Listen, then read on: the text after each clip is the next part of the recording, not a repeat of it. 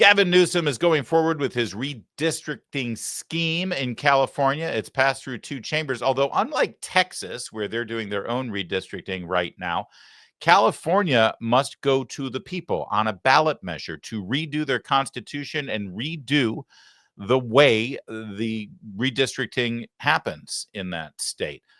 They need to basically empower the legislature and the governor to go ahead and do this, which would completely reorient the way California has done redistricting in the past. You see, they changed the rules several years ago because they hated the gerrymandering. They hated the political class doing exactly what they're doing right now. Well, we'll see if the people of California stand up for it. We have our own opinions here, and I'll share them with you in a moment. But Gavin Newsom thinks he's hitting his stride. He thinks that he's demonstrating to Democrats that he's willing to fight no matter what, no matter how unfair, no matter how deceptive he has to be, he's going to fight. And I guess Democrats like that. Here he is with Jasmine Crockett on a podcast where they, talk about a meeting of the minds. Take a look. ICE, for the most part, is nothing but a ride. That's all they were supposed to do for the most part, right? It's like, you know what? This person is undocumented, or this person re-enters the country illegally, all the things, and then they have an ICE hold. And then ICE gets them so that they can then send them out. That's all ICE is supposed to do. Look at them as a fancy Uber driver for immigrants. That's all they're supposed to do. And now they're running into places and doing raids, and they're falling all over each other, injuring each other. Like, we are a joke, but it is a bad nightmare of a joke. And so I don't think that this president has any limits that he won't go to. Can they be more insulting to law enforcement? ICE is just supposed to be like Uber drivers. That's all. I hope you caught my interview with Mr. Lyons, the acting director of ICE, earlier this week. If not, take a look at it on the channel here. These great men and women who are enforcing our immigration laws deserve a lot more respect. She's a moron. This is a sitting member of Congress, the body that empowers and funds ICE. And she's like, well, they're really just Uber drivers. It's just meant to drive people back and forth. I understand she takes a chauffeur to drive 3 blocks from her apartment to work in Congress in D.C., but no, that's not what ICE is supposed to be. I assure you, Jasmine. Yet Gavin Newsom thinks that he's got this whole secret formula to rewrite all of the maps in California. But a familiar face, former Speaker Kevin McCarthy, who is from California, he's got different ideas, and he's saying not so fast, Gavin Newsom. I'm going to show you the cold reality, the ice water that Kevin McCarthy has splashed all over Gavin Newsom's perfectly coiffed hair in a moment. But first, here he is with a bunch of Democrat influencers, don't you know, at his podcast. Oh, amen to that. Thank you. Because to your point, and to Olivia's less polite point, and I'm going to keep it real as much as I can right now, I'm sick and fucking tired of watching these institutions capitulating and bending the knee. I am sick and tired of watching law firms and higher education institutions bending the knee and obeying in advance. And I've had it with that kind of weakness. So when I write about your fight right now and the way you are meeting this moment, fire with fire, people respond to that because they are sick of it too. And he's going after UCLA right now and trying to bribe them, trying to get them to bend the knee. And UCLA is hell no. And please, out there, everybody, Harvard, don't do it. Stop capitulating. But this UCLA thing, can you talk about that a little bit? He's going after UCLA. All of this is just retribution, because he's a little small person. I hesitate to say the things I would normally say, but let's just say anatomically, we know it's a little bit of overcompensation. But yeah, can you talk about what he's trying to do to UCLA? Okay, so boy, there's a lot to unpack there, and I don't want to spend too much time. That's JoJo from Jers on social media. JoJo from Jersey, who, by the way, talk about truth in advertising. She does not look at all like her profile picture, does she? I think she might be drunk. I could be wrong. She sounds drunk, but she's also from Jersey. So, potato. Trump is overcompensating because of the size of his manhood. Is that what she's suggesting?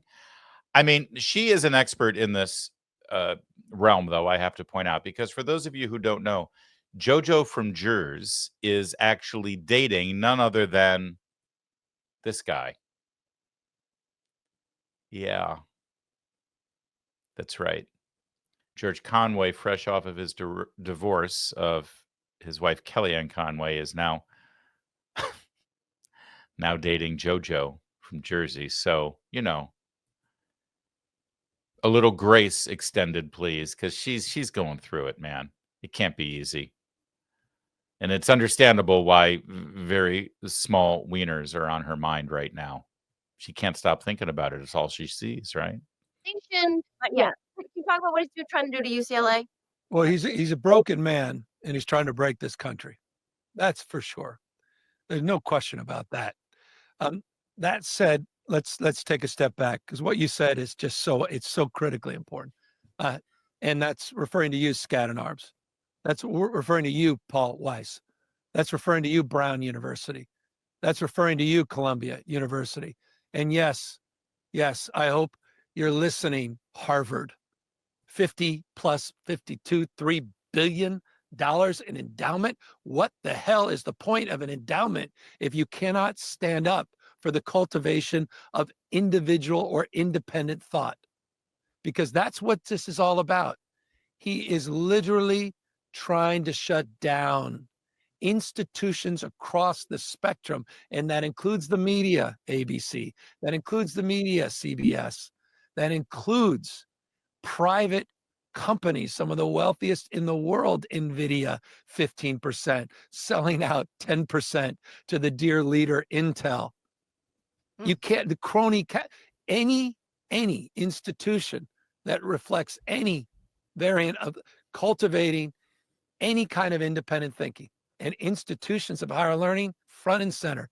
The finest public university system on planet Earth, the UC system, that is sitting on 13,800, don't quote me, roughly 13,800 active patents, more than any other system in the world. The conveyor belt for talent, the reason California is the tentpole of the US economy, the reason America is the tentpole of the world economy, pushing out the boundaries of science and discovery, more scientists, engineers, researchers, more Nobel laureates, the envy of the world. He's trying to break them down. He's trying to gut the research that keeps our national defense system operational, that keeps us dominant in quantum, keeps us dominant in artificial intelligence. He is telling us we have to have 3 co-equal payments, and we have to submit to an oversight agreement. $1 billion fine to UCLA, one of the finest institutions of higher learning on the planet. It will not happen as long as I'm governor. I'm on the UC Regents. We will stand tall. We will fight back. We are not these Ivy League schools, and we are not these law firms, and we sure as hell aren't these media companies that are selling out for short-termers. I care too much about you and your kids and your grandkids. I care less about situational values. I care about sustainable values in every way, shape, or form. We will stand up to those enduring values. UCLA will fight back, and we will win. It may take a while, but we will win. Lost in that conversation and that very passionate monologue from Gavin Newsom is exactly why UCLA and other UC schools are facing fines from the Trump administration, the Justice Department, and the Department of Education. May I remind you, it's because they treated Jewish students like dirt. They allowed for pro-Hamas terrorist protesters to shut down their campus quad and prohibit Jewish students from walking across campus and entering certain buildings. And the faculty participated in that, and UC did nothing to punish those students, and they allowed the religious ethnic discrimination to continue. It's funny how that doesn't make it into that impassioned monologue that we just heard about the tentpole of the American economy. The only tentpole we know about in California are the tent poles holding up all of the criminal vagrants and homeless people's tents where they're living on the street and defecating and urinating therein. By the way, I wonder how long it takes him to file down his fangs. Honestly, there it is. Dude's a vampire or some kind of supervillain. But it's good that the fangs don't show anymore. He's got the energy, though, of a serial killer. Do you feel it? I feel it. Here he is, just barely containing his violent tendencies. This is radical rigging of a midterm election. Radical rigging of an election, destroying, vandalizing this democracy, the rule of law. So I'm sorry. I know some people's sensibilities. I respect and appreciate that. But right now, with all due respect, we're walking down a damn different path. We're fighting fire with fire. And we're going to punch these sons of bitches in the mouth. Oh, it's some violent rhetoric, ain't it? Punch these sons of bitches in the mouth. Okay. That sounds real fiery, and that's really going to drum up support in the base, and he's going to raise money for his presidential campaign. So to that end, it's very successful. Just a quick semantics problem here. This is vandalism against our democracy. Actually, democracy is going to function the same way, pal.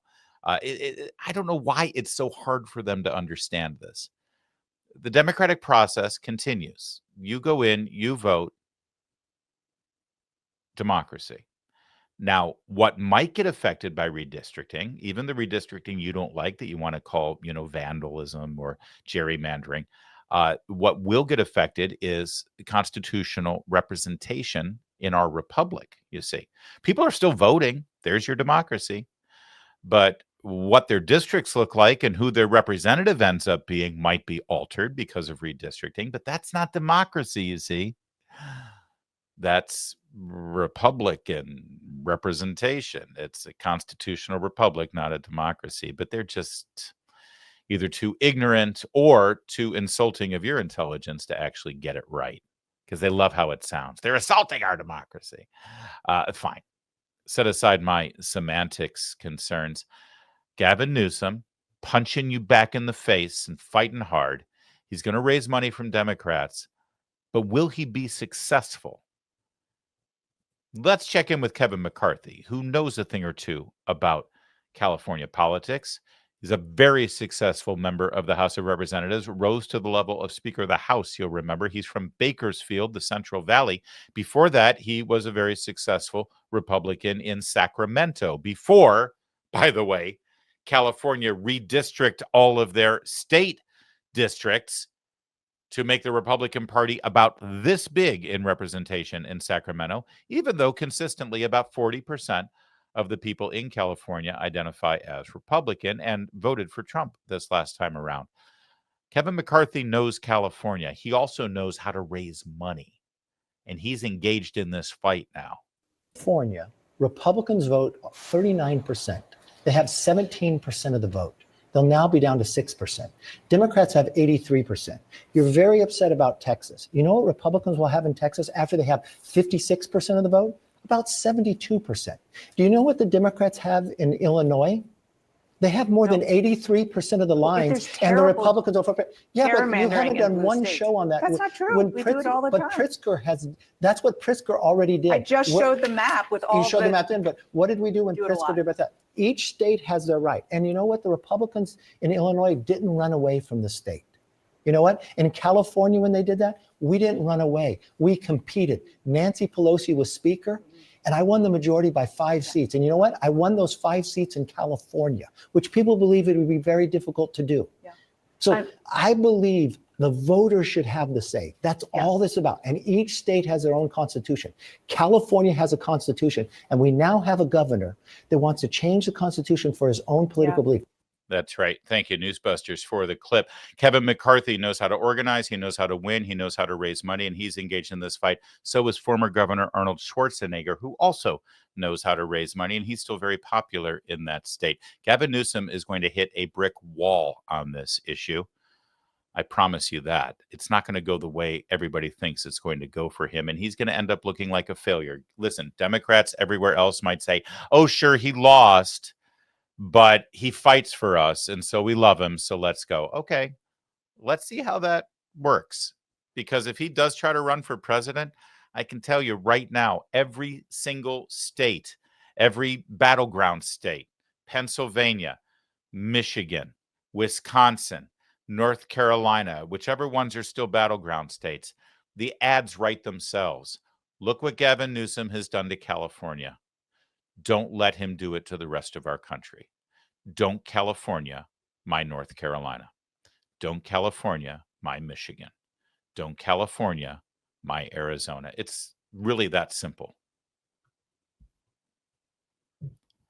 But Democrats are in deep, deep trouble if they think that this is the best way for them to somehow finally get some kind of support their way. Scarborough, in fact, is going to explain that to them in a second. But let me just give you my 2 cents. This whole fight in California that Gavin Newsom is waging, his whole style of using capital letters and tweeting just like Trump, everything they do for the last 10 years has had the same consistent common denominator, which is it's not about what they believe. It's not about what they want to do for you when they're in power. It's not about their great ideas for governance. Everything they do is a reaction to Donald Trump. Even this gerrymandering thing and redistricting thing. He's admitted he wouldn't be doing this if Trump hadn't asked Texas to build out some new districts in the state. He wouldn't be tweeting the way he's tweeting to make fun of Donald Trump because it's all a reaction to Donald Trump. Every single aspect of that interview you just heard in that podcast is not about who Gavin Newsom is, what Gavin Newsom believes, what Gavin Newsom's track record is. Everything is about Donald Trump, and this has been their big pitfall for the last 10 years. All they do is rage about Trump. Trump is so living rent-free in their heads that they've got nothing to offer on their own, and the American people are done with that. Fine, we get it. You don't like Trump. What about you? What are you going to do other than not be Trump? See, they won an election under shady circumstances in 2020 based on that. We're done with Trump. Vote for me. I'm Joe Biden. And then what happened? Nothing. Worse than nothing. Disaster. It's all they've got. And it ain't a lot. Especially considering that guy they're railing against all the time and raging against all the time and fighting against all the time just won in a pretty overwhelming fashion. And so far, just 7 months into his presidency, things are pretty damn good. Now, things could change in a couple of years. That's true. But here's the other thing that, I'm sorry for giving Democrats so many secrets and pointers right now, but it's humble old little Larry. So I'm just going to give you my 2 cents. Take it for what it's worth. And I could be wrong about this, obviously. I'm no genius. You guys are the brilliant ones. You guys are so smart. You always get it right. You guaranteed us Kamala was going to win. You thought Tim Walz was a great choice. You thought J.D. Vance was an awful choice, right? And you guaranteed us that Hillary Clinton was going to win. So you guys are geniuses. You're brilliant. You know everything. But let me just throw it out there. Again, could be wrong, but I'm going to throw it out there. But I'm pretty sure in 2028, Donald Trump is not running for president. So all this opposition to Trump and all the, everything's about Trump and Trump this and Trump, we got to not do that. And we got to stop Trump there, stop Trump there. He's not running. You're not running against him. All right, fine. You're not going to listen to me, but listen to this guy, Joe Scarborough, right? You love him. He's a Democrat. Isn't he? Oh, no, he's a Republican. That's right. Well, okay. Breathing into a paper bag. I'm trying to calm down a little bit, but John just quoted a remarkable stat out of the New York Times that in the 30 states where they track voter registration over the past 4 years, Democrats have lost to Republicans in every single state. Why? So this is the $24 million question, right? Why are Democrats not, why are the polls bad? Why are they not breaking through? And I think it's a couple things. I think one is the people who are breaking through are brave, right? They talk like humans. They make the case, and again, it's like Pritzker's chief of staff told me, it's not necessarily left versus center. It's fight versus cave. And the people who fight get support. And the people who cave or are mealy-mouthed or are, very sort of corporatist-y, that crew, the crew that's afraid, cannot breakthrough, does not appeal to voters. The question is, it's only going to be for people who really feel authentic, right? Sherrod's never been afraid of his shadow. Exactly. He's always spoken his mind. Chris Murphy, Sherrod Brown, Mondami, these people, AOC, they're not all exactly the same politically, but they are the same in the fact that they're brave and they break through. Okay, so Ginger Cruella DeVille makes an important point here, although it wasn't the question that was posed. She's saying, oh, no, well, the Democrats who are getting support are the ones who fight. They're the ones who are breaking through. Okay, well, that wasn't the question. The question wasn't which Democrats are going to raise money and which Democrats are going to get attention and which Democrats are going to, get support. The question is, why did Democrats keep losing? And the data point that Joe Scarborough was pointing out was a New York Times report. There are 30 states in America where when you register to vote, you give a party affiliation, right? The other 20 states have no party affiliation for voter registration, right? But for those 30 states, you have to identify as Republican or Democrat. And the New York Times just had a report out this week where every single one of those states, all of them, 30 out of 30, clean sweep across the board in those 30 states where you register and give party affiliation, Republicans are trouncing Democrats. And I mean trouncing Democrats. It's a net gain for Republicans since the last time they did this survey a couple of years ago of 4.7 million voters. That's not a statistical rounding error. That is a total, utter collapse. And the answer to the question is not what Ginger Cruella DeVille said here, which is, well, we like Democrats who fight. Okay, guess what? Hey, this guy fights. Is he going to win anything other than JoJo from Jersey's love? Yeah, keep fighting. Absolutely. It's amazing to me that the lesson the Democrats think they've learned from Kami Mamdani in New York is that, yeah, we got to fight, and socialism is fine as long as you're fighting and you've got great TikTok videos, and then the people will love socialism. So we've got to embrace him. We've got to embrace his ideas. Dude won the Democrat primary over Andrew Cuomo, one of the most unpopular politicians in New York, who's like literally killed people during COVID, in my opinion, in the nursing homes based on objective fact. People are dead because of Andrew Cuomo, and New Yorkers know that. He was drummed out of office and resigned in disgrace because of sexual harassment allegations. And so, of course, he lost to like the bright and shiny object 33-year-old in a Democrat primary when only 13% of the actual voters in New York came out for that vote. And it's New York City, a pretty small microcosm of a voting sample, certainly not broad national kind of ideology represented in New York City. I think it's fair to say, but they're all saying, well, that's it. We've all got to embrace Mamdani. We got to go this is where we're all going to go. So they're all running to the left and they're embracing the communist, and they're leaving this wide open middle ground for Trump and J.D. Vance and Marco Rubio and Ron DeSantis and Republicans for as far as the eye can see to just come out and say, hey, we don't think men can be pregnant. And we don't think fixing grocery stores' solution is to let the government run the grocery stores. And we don't think buses in a city should be free because there'll be rolling homeless shelters. We're normal. We're not communist. We're not this guy. They are lurching so far over to the extreme left that they're leaving this wide open lane for Republicans to gobble up the middle. And they don't get it. They don't see it. But we like them to fight. And then, and now Democrats are starting to get wise that they sound like lunatics. Get this from Politico this morning. Apparently, new consultants for the Democrats have given them a list of words that they shouldn't use anymore. Their words, all their words, the words they love. Look at the words. They shouldn't use privilege anymore. Or violence as it relates to things that inherently are not violent, like environmental violence, right? That SUV is committing environmental violence. Yes, stop doing that. Dialoguing. Please stop. You want to talk to somebody, talk, but don't say you're dialoguing.